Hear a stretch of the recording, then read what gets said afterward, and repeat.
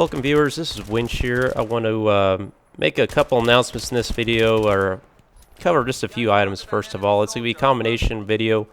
First of all, I want to announce that I have an official server now. It's the same as my YouTube channel name, 1Windshear. Feel free to game on that anytime. I got it set up for a combination of Team Deathmatch and Conquest on the popular maps, 300 ticket matches. You're likely to see me in there occasionally. I know a lot of you express interest in playing with me, adding me on the friends list and all that stuff.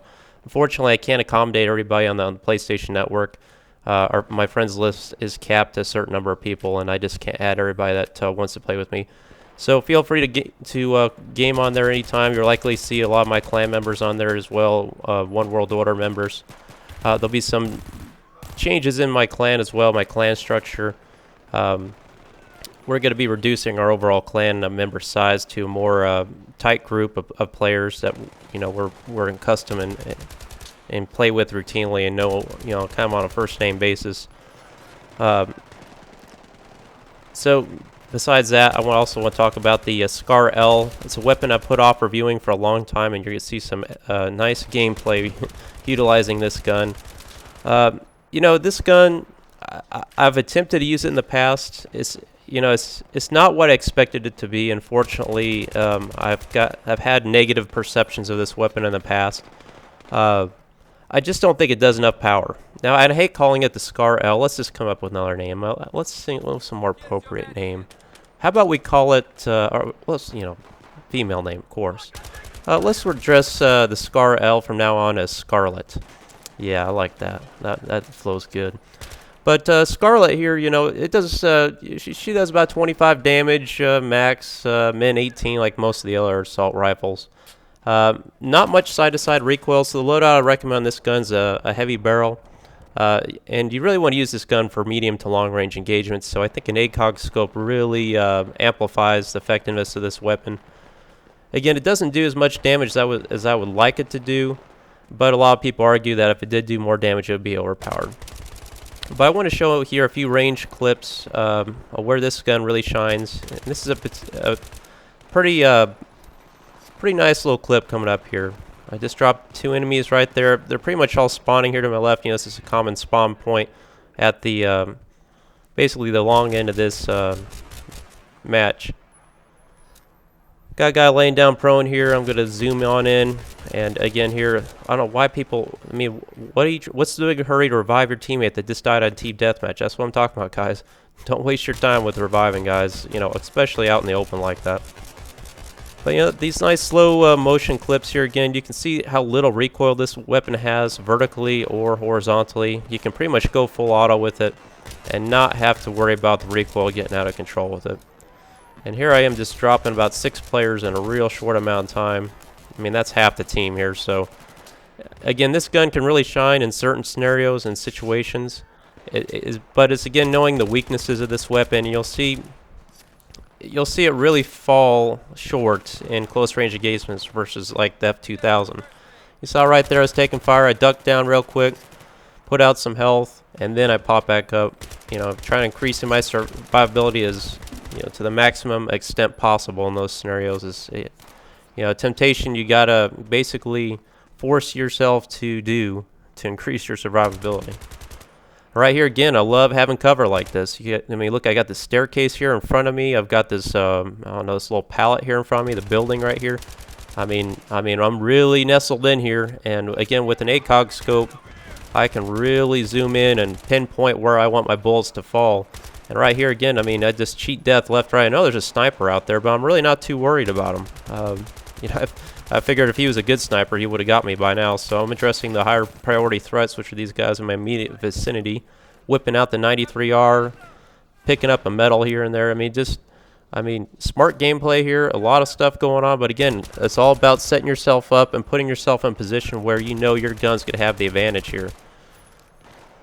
Taking out guys, peeking through windows, whatever it takes. Now I'll finally take on that sniper. So a lot of fun in those kind of situations. Again, I really enjoyed that situation. Guy coming up finally comes up behind me and fishes me off with a little pistol. Or no, he didn't. I was mistaken. It was a guy that just respawned out there in front of me. But nonetheless, a good little kill streak there. I think I ended up going I can't remember what the score is. You'll have to see here at the end, but 70 kills and I think 17 deaths, something like that, team deathmatch. Not bad for a 20-minute match. But again, here, watch these little corridors here. See these guys flooding out here in a minute. I'm going to run up here in a second. Again, don't forget about your sidearm. And I know a lot of people gripe about the 93R, but hey, you know, you can't beat them, join them. Whip that thing out anytime you can. Undeniably the best sidearm in the game with that high burst fire rate. So drop these two guys real quick. Again, these are still short-range kills. You know, with an ACOG scope, the Scar L still can do it. I mean, you're just chances are if you're not firing first, you're probably not going to win. But right here, we got Captain Kangaroo jumping out here. I'm in the middle of a reload sequence, so, you know, look how much quicker it is to whip out that pistol as opposed to wait for your reload. Don't forget about that. And then here, I was just screaming. I was so happy about that kill. I just love double kills with the 93R, especially with two guys with M16s. You know what I think about the M16, and just a pile of bodies right there. Hell of a lot of fun. Another 400 points. I mean, geez, that gun. The 93R is just incredible. Although I think the G18 is still pretty good too. I just think it has a little more, a much more significant amount of recoil than the 93R, if you ask me. So there's your F2000. That gun is incredible still. I just don't care for that long reload time. And again, this guy has significantly long reload time. I just can't stand. Scarlet, however, I think it's about a 2.8 second reload, if I can recall correctly. If that's, you still got a bullet in the chamber, and like a 3.2 second reload. Or 3.1, yes, like 2.5 seconds with a bullet in the magazine still, and 3.5 when it's completely empty. So not a terrible reload time, but still, you know, it certainly could be worse. Now I left this little clip in here because I found it a little bit humorous. My teammate here picked up my kit and revived me for some reason, but anyway, so now I have his kit, and look, I hate the P90. And I guarantee, let me boss this gun on the guy. I guarantee you if that were me getting hit by a P90, I would have been dead with the first bullet. Because anytime I go up against this gun, it's like instant death for me. And I just curse this gun all day long. Almost as much as I do like shotguns. But I left this little clip in here because it's kind of funny. As I come around this corner here, you can see me encounter 3 guys unexpectedly. And just like 2, I just ran right by him. And then 1 more, I ran by him and turned around here. Like, yeah, let's keep running here, turn around. Oh, okay, let's see if I can get to at least 1 or 2. Yep. I was cracking up about that one. So sometimes being unpredictable can get you out of sticky situations. Most people would probably just expect you to stop right there and try to, you know, take them on. But I just kept running past them.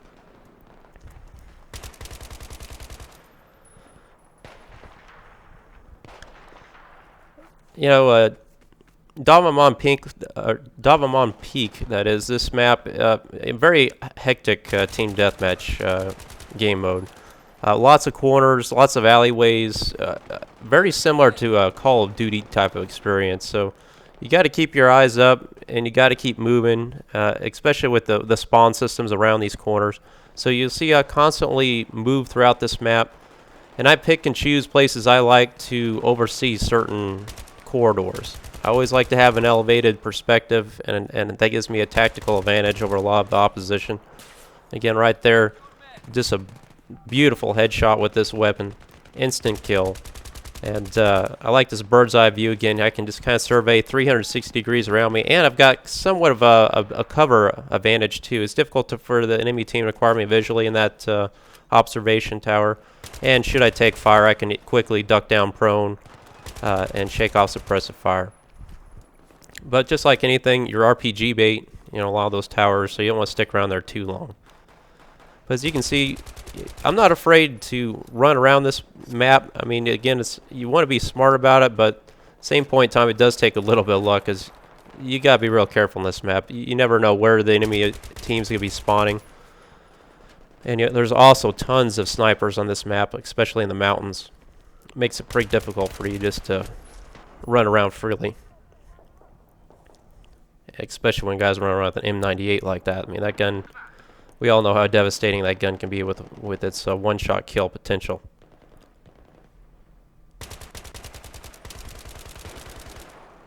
But again, guys, please feel free to join up on the server. Let me know what kind of game modes you like to see or what works for you. I'll try to adapt it to that. The admins right now are MH, MCC, and Need for Speed Guy. Of course, I'll probably be adding that to that list as well. Right there in that mountain there, you can see where I'm using the advantage of the range of this weapon. It'll go head-to-head with snipers all day long. Granted, you get the first shot off and catch them off guard. I'm always watching these little, I mean, these are great places for claymores, by the way, guys, if you play support. Put claymores down there in those little alleyways, you'll get lots of foot traffic running through there. Right here, I want to show you what I do. I'm taking fire, instantly go down prone. When you're not sure, you know, if you can get an enemy or not, just go down prone. You got teammates behind me and around me. They'll help you out, and right there, they save me. So going down prone, especially with that vegetation there in front of me, really gives me a quick tactical advantage, especially when I got that suppressive fire on me. And there I just increased my survivability there and get some assist points and picked up into about another 400 points. Now this last clip, again, I'm just going to show some more range kills and do a little ring around the rosy here over here by myself. Again, these types of situations, this gun's not the best at close range whenever I get kind of caught off guard here. But there again, I'm taking on a sniper.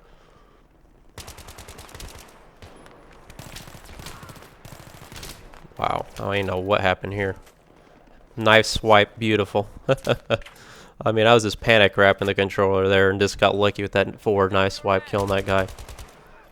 But this video is winding down, guys. Please like and subscribe. It helped you out here. Just one little last